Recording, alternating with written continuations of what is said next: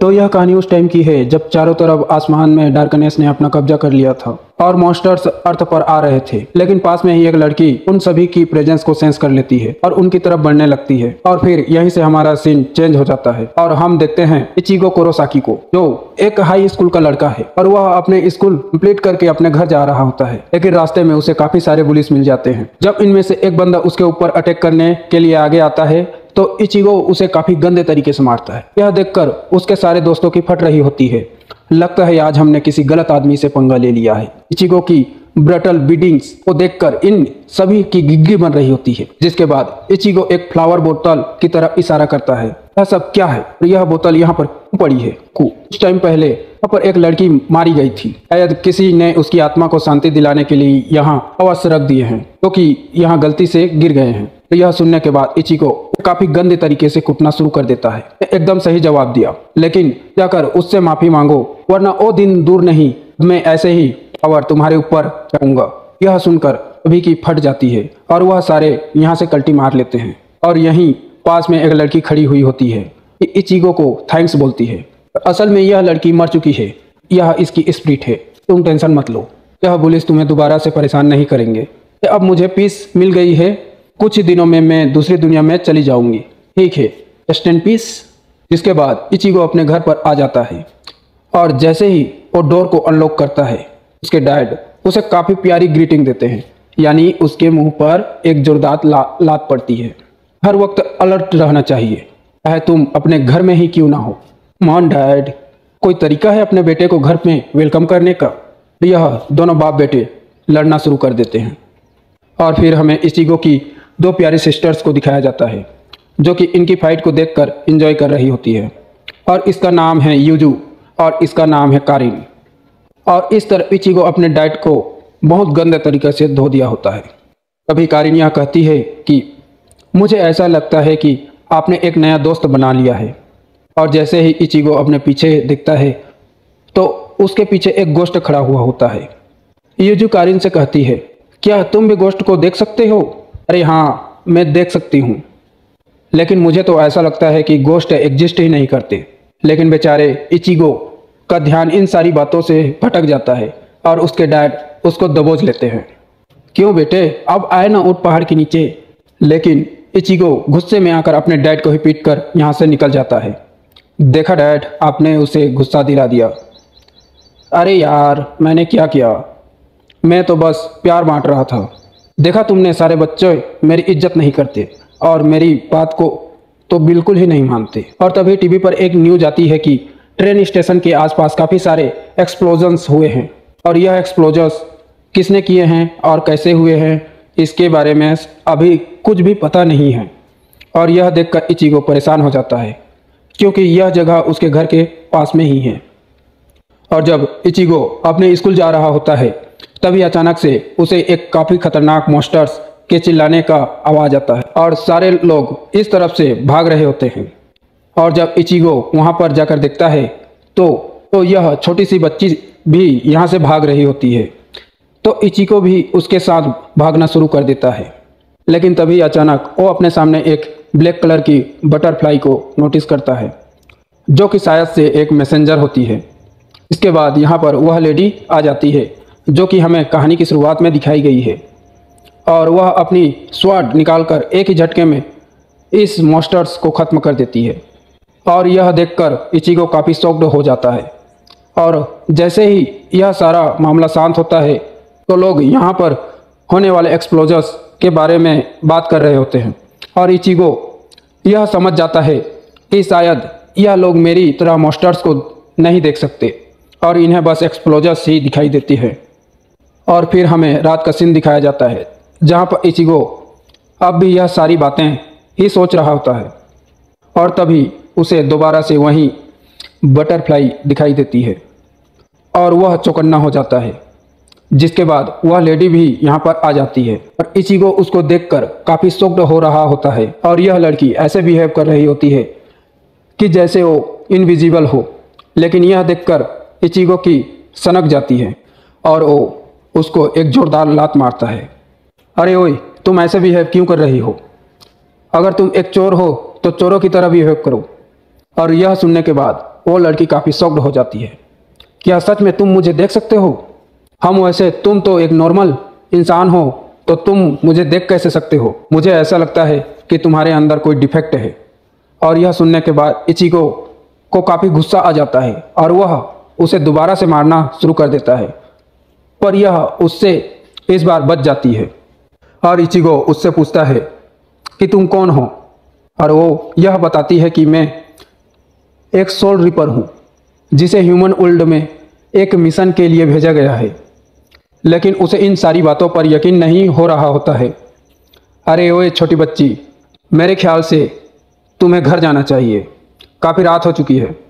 लेकिन यह सुनते ही वो उसके ऊपर अपना मैजिक एक्टिवेट कर देती है, जिससे इचिगो की बॉडी पैरालाइज हो जाती है।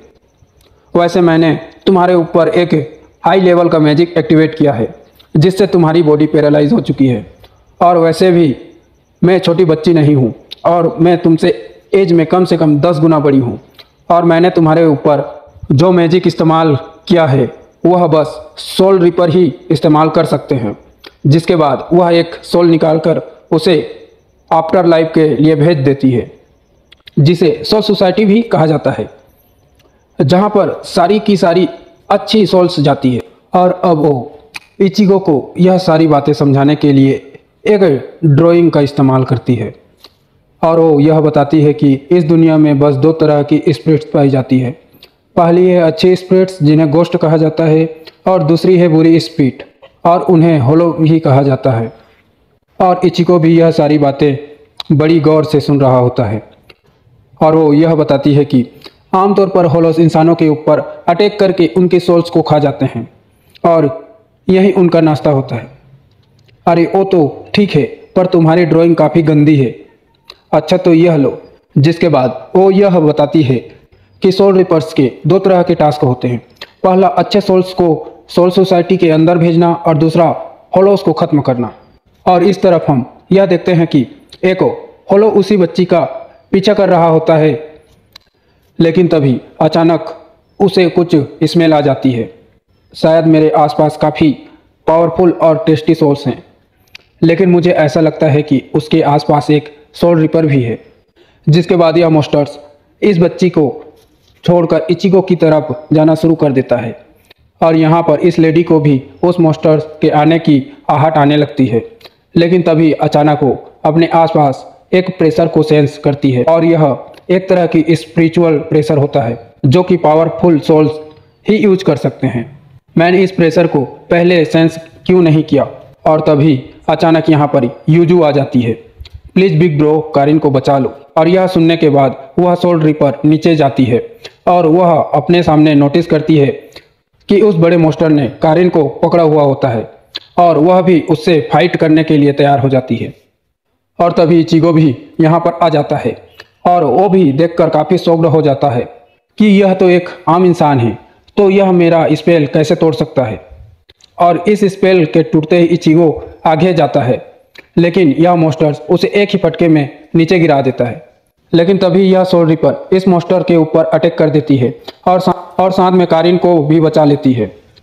तुम सारे पीछे ही रहो, क्योंकि यह मॉन्स्टर एक सोल के पीछे है जो कि काफ़ी ज़्यादा पावरफुल है।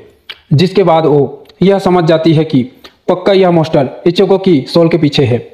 मुझे ऐसा लगता है कि तुम स्पिरिट्स के कांटेक्ट में आने के बाद अनजाने में ही अपना स्पिरिचुअल प्रेशर रिलीज करने लगे हो, और शायद इसलिए अच्छी आत्माओं के साथ साथ बुरी आत्माएं भी तुम्हारी तरफ अट्रैक्ट होने शुरू हो गई है। और यह जानने के बाद इचिगो काफ़ी सीरियस हो जाता है। इसका मतलब मेरी वजह से मेरी बहन खतरे में है। तो सुनो, तुम्हें मेरी सोल चाहिए ना, तो आकर मुझसे ले लो। और जैसे ही मॉन्स्टर्स उसके ऊपर अटैक करने वाला होता है, लेकिन तभी यह सोल रिपर उसके सामने आ जाती है और इचिगो को बचा लेती है। लेकिन इससे वह बुरी तरह से इंजर्ड हो जाती है।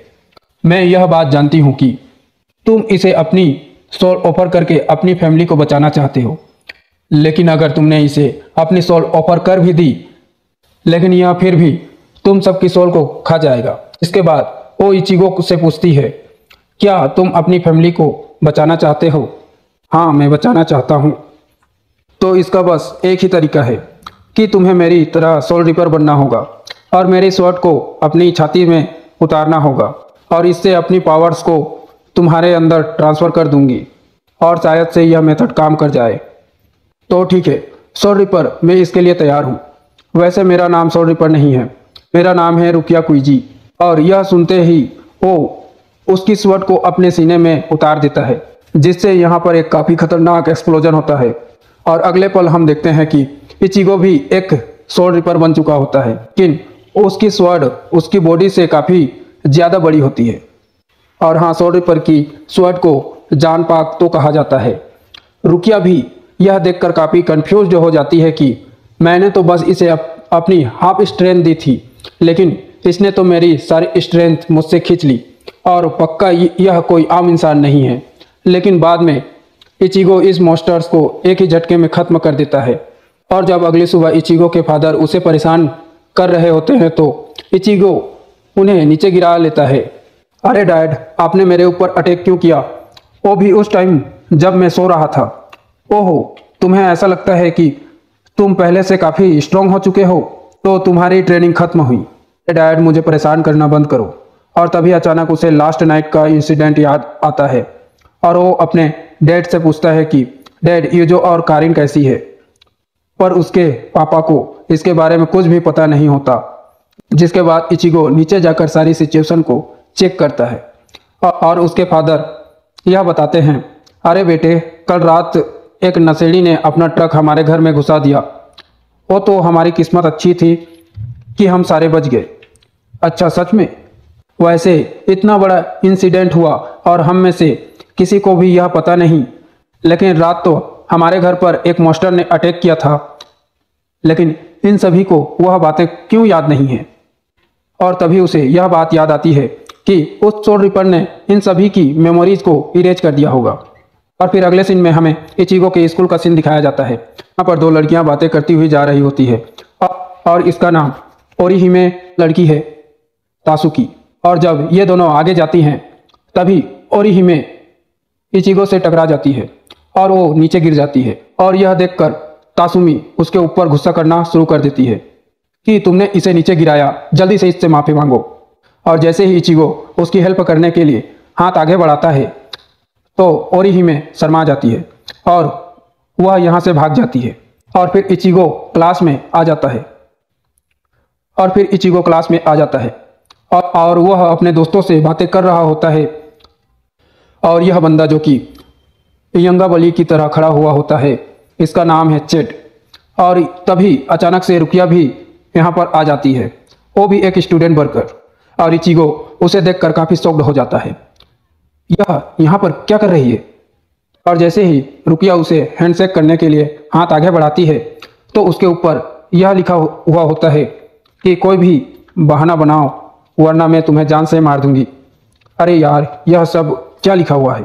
जिसके बाद रुकिया उसे बताती है कि वो यहाँ पर इलीगल तरीके से एंटर हुई है। और यह सुनने के बाद इचिगो उसके ऊपर काफ़ी गुस्सा करना शुरू कर देता है कि तुम यहाँ पर क्या कर रही हो, जल्दी से अपने घर चली जाओ, यह तुम क्या बकवास कर रहे हो। और वैसे भी मेरा घर सोल सोसाइटी है और शायद तुम्हें याद नहीं है कि लास्ट फाइट में तुमने मेरी सारी की सारी एनर्जी और पावर को ख़त्म कर दिया था। तो मैं अब एक नॉर्मल सोल हूँ, तो मैं दोबारा से सोल सोसाइटी नहीं जा सकती हूँ। लेकिन यहाँ सारे लोग तुम्हें देख कैसे सकते हैं। अच्छा, वो मैंने गिगाई पहनी हुई है जिससे सोल रिपर्स आम लोगों की तरह रिएक्ट कर सकते हैं।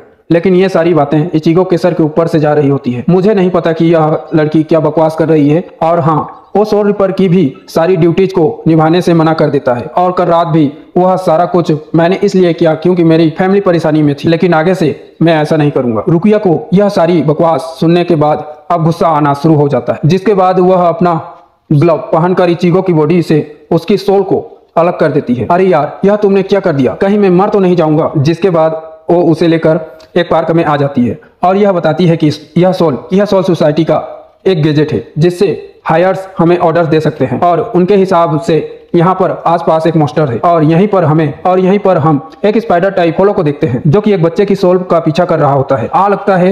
ये लगता है मुझे इसे बचाना होगा। अरे थांबा, लेकिन थोड़ी देर पहले तो तुम यह बोल रहे थे कि तुम्हें यह सारी ड्यूटीज नहीं करनी है, कि सोल रिपर्स के लिए यह कोई बच्चों का खेल नहीं है। और हाँ, मैं तुम्हें एक बात बता दूं कि तुम एक सोल को बचाना चाहते हो और दूसरी को नहीं। हमारे लिए सारी सोल्स बराबर होती है और हम इन्हें चूज नहीं कर सकते। तो अगर तुम इस बच्चे को बचाना चाहते हो तो तुम्हें एक प्रॉपर सोल रिपर की तरह सोचना होगा।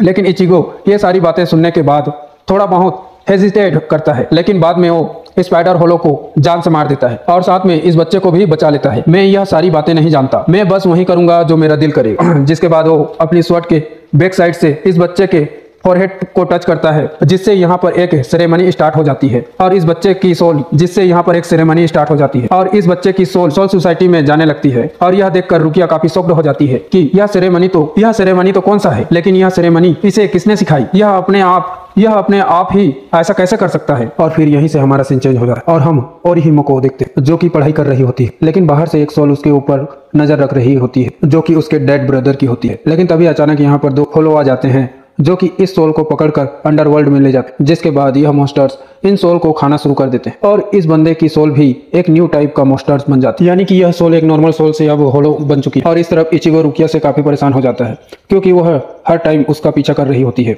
वैसे अगर तुम सोल रिपर की जॉब को एक्सेप्ट कर लोगे तो मैं तुम्हारा पीछा छोड़ दूंगा। और तभी अचानक हम यह देखते हैं कि एक कार ओरिहिमे को टक्कर मारकर चली जाती है और जैसे ही ये दोनों उसे देखने के लिए आगे जाते हैं तो ओरिहिमे एकदम ठीक होती है और वह एकदम स्टाइल मारकर कहती है, अरे हाँ मैं तो एकदम ठीक हूँ। और रुकिया उसे देखकर यह पूछती है कि वैसे तुम हो कौन? अभी हुई 7वीं फेल, यह हमारी क्लास में ही है, क्या तुम इसे नहीं जानती? इतना तो याद रख लो।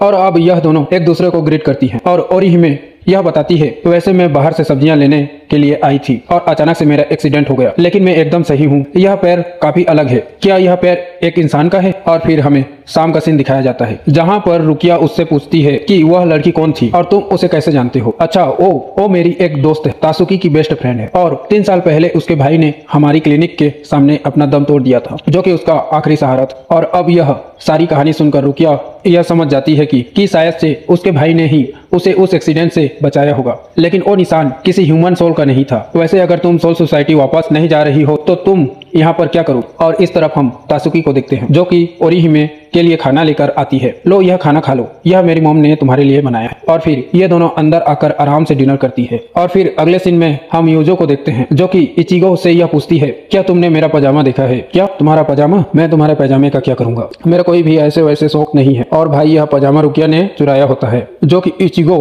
के कवर्ड में रख रही होती है, वो भी सबसे छुपाकर। और यूजू के जाने के बाद वो अपने ग्लव को पहन लेती है और इचिगो की बॉडी से उसकी सोल को दोबारा से अलग कर देती है। और तभी अचानक यहाँ पर एक काफी खतरनाक मॉन्स्टर अटैक कर देता है और यह वह मॉन्स्टर है जो कि ओरिहिमे के भाई की सोल से बना हुआ है। अब इचिगो इससे लड़ना शुरू कर देता है, लेकिन यह मॉन्स्टर पहले वाले मॉन्स्टर से काफी ज्यादा यंग होता है, लेकिन फिर भी इचिगो उसे काफी कड़ी टक्कर दे रहा होता है, जिससे इसकी बॉडी टूटनी शुरू हो जाती है और यह मॉन्स्टर यहाँ से भाग जाता है। मैंने उस मास्क के पीछे एक फेस देखा और शायद से वो फेस ओरिहिमे के भाई का है, लेकिन हमें किसी भी होलो के मास्क के पीछे नहीं देखना चाहिए। और आखिरकार वो होलो पहले इंसान ही होते हैं। जिसके बाद रुकिया इचिगो को यह बताती है कि मरते वक्त अगर किसी भी इंसान के अंदर रिग्रेट या जेलेसी रह जाते हैं तो उस सोल का सोल सोसाइटी में पहुंचना काफी मुश्किल होता है और वो सोल सोसाइटी में भी नहीं जा सकती। और ऐसे ही काफी सारे केसेस में यह सोल होलो बन जाते हैं और इंसान के ऊपर अटैक करना शुरू कर देती है ताकि यह इंसान के सोल्स को खाकर काफी स्ट्रॉन्ग बन सके। और इचिगो ये सारी बातें काफी गौर से सुन रहा होता है। जिसके बाद रुकिया यह बताती है कि इनसे बचने का सिर्फ एक ही तरीका है कि अपनी जान पाक 2 से इनके सर को इनके धड़ से अलग कर दिया जाए। और फिर इस तरफ हम ओरिहिमे और तासुकी को देखते हैं जो कि अब भी इचिगो के बारे में बात कर रही होती है। वैसे आज रुकिया इचिगो के साथ घूम रही थी तो मुझे ऐसा लगता है कि इचिगो उसे डेट कर रहा है, लेकिन तभी अचानक उन दोनों को यहाँ पर किसी के चिल्लाने की आवाज आने लगती है और यह आवाज ओरिहिमे के भाई की होती है जिसका होलो जोर जोर से चिल्ला रहा होता है। और अब यह सारा कुछ देखकर इचिगो काफी शॉक्ड हो जाता है और वो यह सोचता है कि अगर यह ओरिहिमे का भाई है तो यह एक होलो कैसे बना और यह मेरे पीछे क्यों है। और जब वो रुकिया से इसके बारे में पता करता है तो रुकिया यह बताती है कि मैं इसके बारे में कुछ भी नहीं जानती, लेकिन एक बात तो साफ है कि पक्का कोई ना कोई पावरफुल होलो इन सभी को ऑर्डर्स दे रहा है और वो होलो जो भी है वो इन वीक होलोस का इस्तेमाल करके तुम्हारे सोल को खाना चाहता है। तो क्या इसका मतलब यह है कि मुझे ओरिहिमे के भाई से लड़ना होगा? तुम इसके बारे में गिल्ट फील क्यों कर रहे हो? ओरिहिमे का भाई पहले ही मर चुका है। और हाँ, अगर तुमने उसे नहीं मारा तो वह तुम्हारी फैमिली के साथ साथ ओरिहिमे को भी काफी परेशान करेगा और हो सकता है कि वह इन्हें जान से भी मार दे। और फिर हम दोबारा से ओरिहिमे और तासुकी को दिखाया जाता है जो कि वह आवाज सुनने के बाद काफी अलर्ट हो जाती हैं। लेकिन तभी अचानक यह होलो तासुकी पर अटैक करना शुरू कर देता है और उसे काफी बुरी तरह से इंजर्ड भी कर देता है। और ओरिहिमे यह सारा कुछ देखकर काफी डर जाती है। लेकिन तभी अचानक हम यह नोटिस करते हैं कि उसकी बॉडी से एक चेन अटैच होती है और यह चेन एक तरह की सोल चेन होती है जो कि ह्यूमन बॉडी से उसकी सोल को अटैच करके रखती है, यानी कि वो दूसरी वाली ओरिहिमे एक सोल है। और तभी अचानक ओरिहिमे यह नोटिस करती है कि उस मॉन्स्टर ने उसकी सोल को उसकी बॉडी से अलग कर दिया है। और जैसे ही वह तासुकी को बचाने के लिए आगे जाती है तभी यह होलो उसका नाम लेता है और यह सुनने के बाद काफी शॉक्ड हो जाती है। और यह होलो भी उसे देखकर काफी गुस्सा कर रहा होता है, क्या तुमने अभी तक मुझे पहचाना नहीं, मैं कौन हूँ। और इस तरफ हम इचिगो और रुकिया को देखते हैं जो कि इसी तरफ बढ़ रहे होते हैं। और इचिगो उसे पूछता है कि आखिरकार वो अपनी बहन को ही हर्ट क्यों करेगा। वो अब एक होलो बन चुका है और एक होलो के अंदर कोई भी ह्यूमन इमोशन नहीं होते हैं और वैसे भी वो होलोस के अंदर कोई भी दिल नहीं होता, तो उनसे इंसान की तरह बिहेव करने के बारे में सोचना भी मत। और जब यह होलो ओरिहिमे को मारने वाला होता है तभी इचिगो यहाँ पर आ जाता है और वो अपनी स्वॉर्ड से उसको बचा लेता है। लेकिन यह होलो भी काफी चालाक होता है और वो उससे डायरेक्ट फाइट करने के बजाय सेटोज में जाकर छुप जाता है। इचिगो यह देखकर काफी हैरान था कि ओरिहिमे उसे ऐसे कैसे देख सकती है जबकि वो एक सोल रिपर की फॉर्म में है। लेकिन तभी वो सोल चेन को नोटिस करता है। लेकिन तभी अचानक वो होलो दोबारा से यहाँ पर आ जाता है और यह कहता है कि ओरिहिमे मर चुकी है और मैंने अपने हाथ से ही उसे मारा है। जिसके बाद वो ओरिहिमे से यह पूछता है, क्या तुम मुझे सच में भूल गई। और जब ओरिहिमे उसको देखती है तो वो यह समझ जाती है कि यह मॉन्स्टर उसका बड़ा भाई है और वो यह देखकर काफी हैरान हो जाती है कि उसके भाई की सोल एक होलो बन चुकी है। क्या तुम्हें याद है जब मैं मरा था तो तुम मेरे लिए 1 साल तक रोज दुआ करती थी, लेकिन जब से तुम तासुकी की दोस्त बनी हो तुमने मेरे लिए दुआ करना कम कर दिया है। और जब तुम हाई स्कूल में पहुंची तब तुमने मेरे लिए दुआ करना बिल्कुल ही बंद कर दिया। और यह सारा कुछ देखकर मुझे ऐसा लगता था कि तुम मेरे बिना काफी खुश हो। यह वो रीजन है जिससे मैं ऐसा बन गया। और जैसे ही वह ओरिहिमे को मारने वाला होता है तब इचिगो बीच में आ जाता है। यह एक बड़े भाई की ड्यूटी होती है कि वो अपने छोटे भाई बहन को प्रोटेक्ट करे, लेकिन तुम एक ऐसे भाई हो जो कि अपनी ही बहन को मारना चाहता है। तुम मेरे बारे में क्या जानते हो। मैंने ओरिहिमे को पाल पोस कर बड़ा किया, लेकिन अब वो मुझे ही भूल गई। और यह बोलने के बाद वह जैसे ही इचिगो के ऊपर अटैक करता है तभी ओरिहिमे सामने आ जाती है और वो यह कहती है कि बड़े भाई यह सारी मेरी गलती है कि मैं आपको भूल गई, मुझे माफ करना। और मैंने आपसे कहा था कि प्लीज मुझे छोड़कर मत जाइए, लेकिन आप चले गए जिससे आपके दिल में रिग्रेट रह गया। और अगर मैं हमेशा आपके ऊपर डिपेंड रही तो मैं कभी भी सेल्फ डिपेंड नहीं बन सकती और आपकी सोल को भी मुक्ति नहीं मिलेगी। तो इसलिए मैंने आपको अपने तरीके से शो किया कि मैं सेल्फ डिपेंड बन चुकी हूँ ताकि आपको मुक्ति मिल सके। और यह सारी बात सुनने के बाद होलो चिल्लाना शुरू कर देता है, ये तुम क्या कर रही हो। और यह देखकर इचिगो और रुकिया काफी शॉक्ड हो जाते हैं और रुकिया यह बताती है कि यह अपने अंदर के होलो से फाइट बैक कर रहा है और इसे देखकर ऐसा लगता है कि यह अपनी मर्जी से होलो नहीं बना, किसी ने इसे जानबूझकर होलो बनाया है। जिसके बाद वह अपने अंदर के इस होलो से लड़ना शुरू कर देता है और लड़ते लड़ते उसका फेस मास्क टूट जाता है और उसका रियल चेहरा सबके सामने आ जाता है। लेकिन इस दौरान ओरिहिमे की हालत काफी खराब हो जाती है और जैसे ही इचिगो उसके पास जाकर देखता है तो रुकिया यह बताती है कि अब भी इसकी सोल चेन इसकी बॉडी से कनेक्ट है, यानी कि यह अब भी जिंदा है। और रुकिया उसकी बॉडी को दोबारा से सही करने के प्रोसेस में लग जाती है और उसका भाई भी उसे काफी गौर से देख रहा होता है। लेकिन तभी अचानक वह उसके हेयर पीस को नोटिस करता है जो कि उसने अपनी बहन को उस दिन दिया था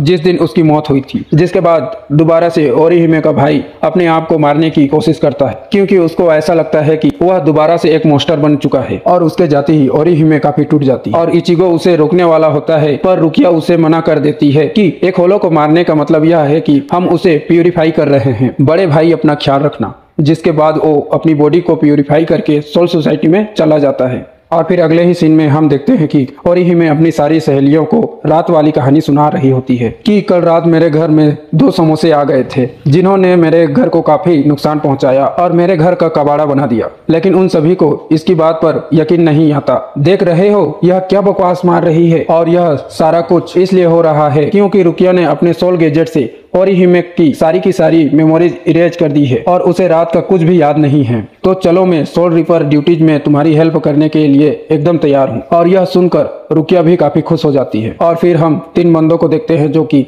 एक तोते के बारे में बात कर रहे होते हैं और एक बंदा यह कहता है कि यह तोता काफी मासूम है और जो भी इस तोते को अपने पास रखता है वह मर जाता है। और इतना बोलते ही एक स्टील बार इन तीनों के ऊपर गिरने वाला होता है, लेकिन तभी यह तगड़ा बंदा बीच में आकर उस स्टील बार को रोक देता है और इस बंदे का नाम चेड होता है जो कि इचिगो का क्लासमेट होता है। और फिर हमें अंडरवर्ल्ड का सीन दिखाया जाता है जहां पर एक होलो यह बताता है कि हम सारे अपने आप को बनाए रखने के लिए ह्यूमन सोल्स को खाते हैं जिससे हम सारे प्योर हो सके, लेकिन सोल रिपर की सोल काफी टेस्टी होती है जिससे अगर हम एक बार खा लें तो हम उसकी लत लग जाती है। और फिर हम दोबारा से उसी तोते को देखते हैं जो कि चेड से यह कहता है कि सुनो मेरा नाम शिवाता है। और यह सुनने के बाद उन सभी की फट जाती है और उन सभी को ऐसा लगता है कि यह तोता सच में सापी थे। और फिर हमें अगले सीन में दोबारा से रुकिया और इचिगो को दिखाया जाता है और इचिगो यह देखकर काफी शॉक्ड था कि उसकी सारी की सारी इंजरीज बड़ी जल्दी ठीक हो चुकी है। अरे हाँ, यह सारा इसलिए हुआ है क्योंकि मैं क्लास में सबसे बेस्ट थी और मैं इंजरीज को काफी आराम से और जल्दी ठीक कर सकती हूँ। और अब इचिगो के क्लासमेट भी यहाँ पर आ जाते हैं और इस बंदे का नाम है कोजिमा जो कि आते ही रुकिया से फ्लर्ट करना शुरू कर देता है। और इचिगो यह कहता है कि यह बंदा काफी चांट है और यह लड़कियों को फंसाने में काफी आगे है। और तभी उसका एक और दोस्त सामने आ जाता है जो कि रुकिया को देखकर हाय करता है, अरे वाह इचिगो, तुमने काफी अच्छा किया। और फिर हम चेड को देखते हैं जिसके पास वह तोता होता है और फिर हम चेड को देखते हैं जिसके पास उसका वह तोता होता है लेकिन उसे काफी चोट लगी हुई होती है। यह सारे उससे पूछते हैं कि तुझे क्या हुआ। अरे यार, मेरे ऊपर एक स्टील बार गिर गया था और रास्ते में आते हुए मैं एक बाइक वाले से टकरा गया और उस बंदे को काफी चोट भी आई है। और यह सारा कुछ सुनने के बाद वह सारे लोग काफी शॉक्ड हो रहे होते हैं कि आखिरकार यह बंदा किस चीज से बना है। स्टील पाइप गिरने के बाद भी और एक्सीडेंट होने के बाद भी यह अब भी जिंदा है। अरे सुनो सुनो, मैं हूँ शिवाता। इचिगो और रुकिया यह समझ जाते हैं कि यह तोता कोई आम तोता नहीं है, लेकिन इचिगो की फटनी शुरू हो जाती है पर रुकिया उसे बताती है कि तुम्हें डरने की जरूरत नहीं है, यह एक अलोन सोल है जिसे हम कंसो से सोल सोसाइटी भेज सकते हैं। और अब इचिगो रुकिया को चेड के बारे में बताता है कि मैं इस बंदे को 8th क्लास से जानता हूँ जब काफी सारे बुलिज मुझे मेरे ऑरेंज बाल के लिए परेशान किया करते थे और तभी यह अकेला इंसान था जिसने मुझे आकर बचाया था। वैसे इसका नाम सादो है और यह एक काफी अच्छा इंसान है। अगर कोई भी इसे परेशान करता है तो यह कभी भी फाइट बैक नहीं करता। जिसके बाद इचिगो अपने घर वापस आ जाता है और उसकी दोनों बहनें काफी काम कर रही होती है, लेकिन वह इस बात को देखकर काफी शॉक्ड हो जाता है कि जब उसकी दोनों बहनें सादो को लेकर यहाँ पर आती हैं जो कि बहुत ही ज्यादा इंजर्ड होता है। और इचिगो यह समझ जाता है कि पक्का यह सारा काम उस तोते का है और कारिन को भी इस बात का एहसास हो जाता है। और जब उसके डैड सादो को चेक करते हैं तो उसकी कमर पर एक काफी बड़ा निशान होता है जिसको देखकर ऐसा लग रहा होता है कि यह किसी इंसान का काम नहीं है। और फिर रुकिया इचिगो को बताती है कि मैं अपने आसपास एक काफी पावरफुल होलो को महसूस कर रही हूँ, लेकिन शायद वो होलो यह तोता नहीं है। और जब यूजू अपने बड़े भाई को कॉफी लाने के लिए बुलाने आती है तो वह यह बताती है कि कारिन की तबीयत बिल्कुल भी ठीक नहीं है और वह कल से पूरी रात नहीं सोई है। अरे सुनो, सादो अपने बेड से गायब हो गया है। और अब ये दोनों उसको ढूंढने के लिए निकल जाते हैं और रुकिया एक बेकार सी ड्राइंग बनाकर इचिगो को यह समझा रही होती है कि होलोस ह्यूमन वर्ल्ड और सोल सोसाइटी के बीच में रहते हैं तो इसलिए उन्हें ढूंढना काफी मुश्किल है। जब तक कि वह ह्यूमन वर्ल्ड में एंटर ना करें, मुझे ऐसा लगता है कि वह पावरफुल होलो सादो को टारगेट कर रहा है और साथ में इस तोते मुझे ऐसा लगता है कि पावरफुल होलो साधो को टारगेट कर रहा है और साथ में इस तोते में भी कुछ झोल। और अगर वह तोता उसके साथ है तो चलो उसको पोजेस करने वाली सोल को ढूंढते हैं। जिसके बाद वो कंसंट्रेट करना शुरू कर देता है और अपने आसपास की सोल्स को महसूस करता है और यहाँ पर सोल्स के काफी सारे रिबन्स होते हैं और वो उस तोते की सोल को भी पहचान लेता है। अरे हाँ, मिल गया। और रुकिया यह देखकर काफी शॉक्ड हो जाती है कि इचिगो यह टेक्निक इस्तेमाल कैसे कर सकता है जबकि किसी ने भी उसे यह टेक्निक नहीं सिखाई और यह टेक्निक काफी स्पेशल होती है जो कि रुकिया भी इस्तेमाल नहीं कर सकती। जिसके बाद इचिगो उस डायरेक्शन में भागना शुरू कर देता है और दूसरी तरफ हमें साधो को दिखाया जाता है जिसका तोता उससे कहता है कि अरे बड़े भाई, मुझे छोड़ दो वरना मेरी वजह से तुम भी मारे जाओगे। लेकिन साधो उसकी सारी बातों को इग्नोर कर देता है। लेकिन तभी अचानक वो होलो मास्टर इसके ऊपर अटैक कर देता है और साधो से बचकर फुल स्पीड में भागना शुरू कर देता है और इस तरफ इचिगो भी उसके पास पहुंच जाता है। लेकिन जैसे ही साधो उसको देखता है तो वह उल्टी डायरेक्शन में भागना शुरू कर देता है। अगर यह लोग मेरे पास आए तो वो मास्टर इन्हें भी नुकसान पहुंचा सकता है। जिसके बाद कारिन भी यहाँ पर आ जाती है और रुकिया इचिगो से कहती है कि तुम इसे लेकर घर जाओ और साधो को मैं ढूंढ लूंगी। और वो उसे टेक केयर कह के यहाँ से चला जाता है। लेकिन जब वह रास्ते में जा रहा होता है तभी कारिन उसे यह बताती है कि मैंने उस सोल की मेमोरीज देखी थी जिसने उस तोते को पोजेस किया हुआ है। उस तोते को एक छोटे से बच्चे ने पोजेस किया हुआ है जिसकी मदर को उसके सामने ही मार दिया गया था। प्लीज भाई उसको बचा लो। और यह सुनने के बाद इचिगो काफी शॉक्ड हो जाता है और इस तरफ रुकिया साधो का पीछा कर रही होती है, लेकिन तभी अचानक उसे एक होलो की प्रेजेंस फील होती है और वो अलर्ट हो जाती है और तभी वो होलो उसके सामने आ जाता है, लेकिन यह उसे एक जोरदार किक मारती है और अपने मैजिक से उसे डिस्ट्रॉय करने की कोशिश करती है। लेकिन उसका यह स्पेल इस मॉन्स्टर के ऊपर काम नहीं करता क्योंकि उसकी सोल रिपर की पावर अभी तक वापस नहीं आई है। क्या हुआ, बस निकल गई तुम्हारी सारी हेकड़ी। और जब साधो को ऐसा लगता है कि वो मॉन्स्टर उस लड़की को जान से मार देगा तो वो उसे बचाने के लिए इस तोते को यहाँ पर रख देता है और उसे बचाने के लिए उस तरफ भागता है, जिसके बाद यह मॉन्स्टर रुकिया को पहचान लेता है। ओह, तो तुम भी एक सोल रिपर हो, लेकिन तुमसे पहले मैं 2 सोल रिपर को खा चुका हूँ जो कि इस बच्चे को बचाने आए थे और अब तुम्हारी बारी है। और अब रुकिया भी इस फाइट को शुरू करने से पहले इस मॉन्स्टर को बातों में उलझाने की कोशिश करती है क्योंकि वो भी इस बात को जानती है कि उसकी सोल रिपर की पावर्स अभी तक वापस नहीं आई है,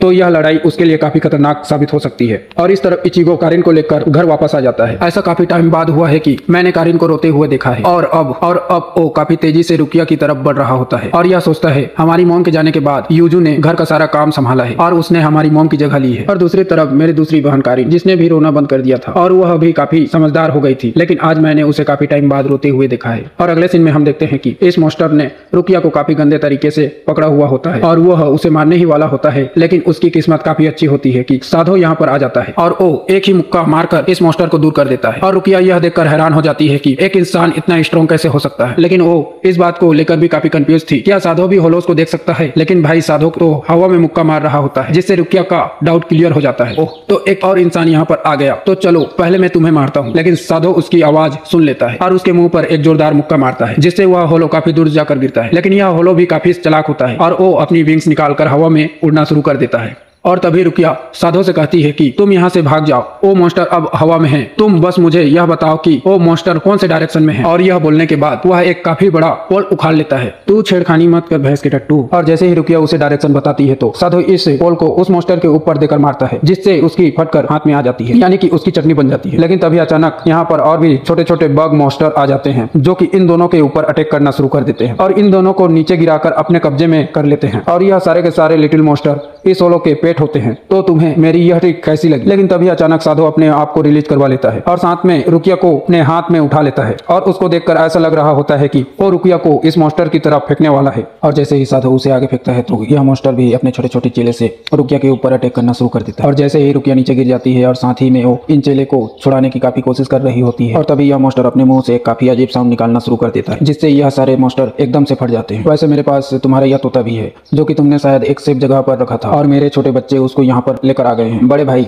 मुझे माफ करना, यह सारे मुझे यहाँ पर लेकर आ गए। मैं इस बात को जानती हूँ कि तुम मुझे परेशान करना चाहते हो। और यह बोलने के बाद रुकिया यहाँ से भाग जाती है, लेकिन इस होलो के छोटे छोटे मॉन्स्टर उसका पीछा करना शुरू कर देते हैं और उसके ऊपर अपनी चेले से अटैक करते हैं, जिसके बाद यह सारी चेले एक्सप्लोर हो जाती है और रुकिया की हालत भी काफी खराब हो जाती है। वैसे मुझे तुम्हें टॉर्चर करने में काफी मजा आ रहा है, लेकिन यह सारी रुकिया की एक चाल होती है और वह भागकर इचिगो के पास पहुंच जाता है और इचिगो को देखकर उसके सांस में सांस आता है और अब वो अपने ग्लव से इचिगो की बॉडी से अपनी सोल को अलग कर देती है। और साधो यह सारा कुछ देखकर काफी हैरान हो जाता है और उसको ऐसा लगता है कि शायद इचिगो मर चुका है। एक काम करो साधो, तुम इस बॉडी को लेकर एक सेफ जगह पर चले जाओ और घबराओ मत, यह अभी भी जिंदा है। और इस तरफ इचिगो उस मॉन्स्टर के साथ फाइट कर रहा होता है और वह यह पूछता है क्या तुमने ही उस बच्चे के पेरेंट्स को मारा है जिसने उस तोते को पोजेस किया हुआ है। और इस तरफ शिबाता उन सभी को यह बताता है कि हाँ, यह सारी मेरी गलती है क्योंकि मैं अपनी मॉम को दोबारा से जिंदा करना चाहता था। तुमसे यह किसने कहा कि मरे हुए इंसान को दोबारा जिंदा किया जा सकता है। और इस तरफ यह होलो इचिगो को यह बताता है अरे हाँ, उसके मॉम और डैड को मैंने ही मारा है और मरने से पहले मैं भी एक सीरियल किलर था और मेरी लास्ट विक्टिम उसकी माँ थी। और जब मैं उसे चेस करते हुए बालकनी तक पहुंचा तो उसने शिबाता को बचाने के लिए अपनी पूरी जान लगा दी, लेकिन उस टाइम में अचानक से ही बालकनी से नीचे गिर गया और मारा गया। लेकिन उस टाइम में पूरी तरह से मरा नहीं था और मैं एक होलो बन गया और मैंने यह डिसाइड किया कि मैं इस शैतान बच्चे को सजा दूंगा, जिसके बाद मैंने उस बच्चे को अपनी बातों में